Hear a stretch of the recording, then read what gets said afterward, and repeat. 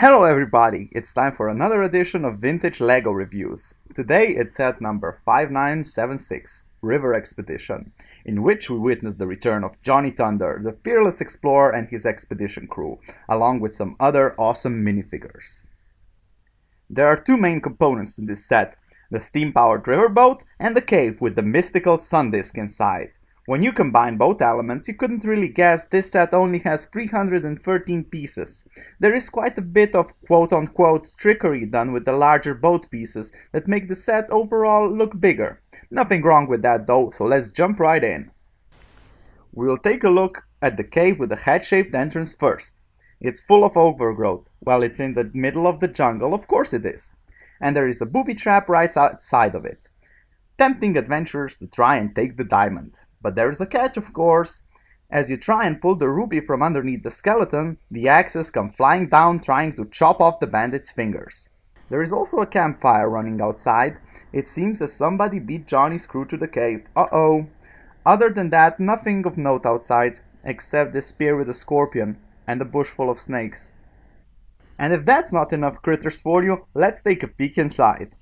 If we look into the mouth entrance, we can see the sun disk with a spider web behind it and a spider crawling on it. That's all there is to the cave. Now let's hop onto the steamboat. It does a nice job of capturing the riverboat look. It really does feel like something that would float down the Amazon, or any river of that kind, for example. A mast in the front has no sails, of course. The boat is steam powered.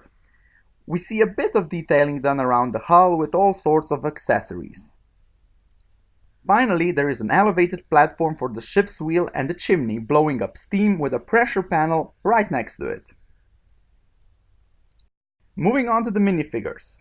First two I already featured in my other adventure video, namely Johnny Thunder is the first one, the main protagonist and the original LEGO Indiana Jones as I like to call him. He has a simple print with a cool looking adventure hat. Dr. Kilroy is the second one, with a colonial hat, bow tie and pant holder print, and he carries a sextant to navigate the way. The last of the good guys is new to this edition of the Adventure series. Gabaro is the steamboat operator. He wears a cap and a blue bandana around his neck, has a dirty oiled up printed shirt and a pretty unique head print. Now for the baddies. Senor Polomar is a Latin American bandit. He is allegedly in cahoots with Sam Sinister, aka Slyboots, whom we featured in the Pharaoh's Ruins video. He wears a white cowboy hat and has a three-piece suit style print.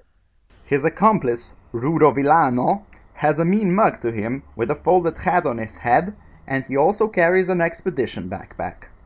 The final minifigure is Achu, the guardian of the sun disk living deep in the jungle. He would definitely make my top minifigures list. He wears a unique headdress and has awesome tribal prints over his torso and legs.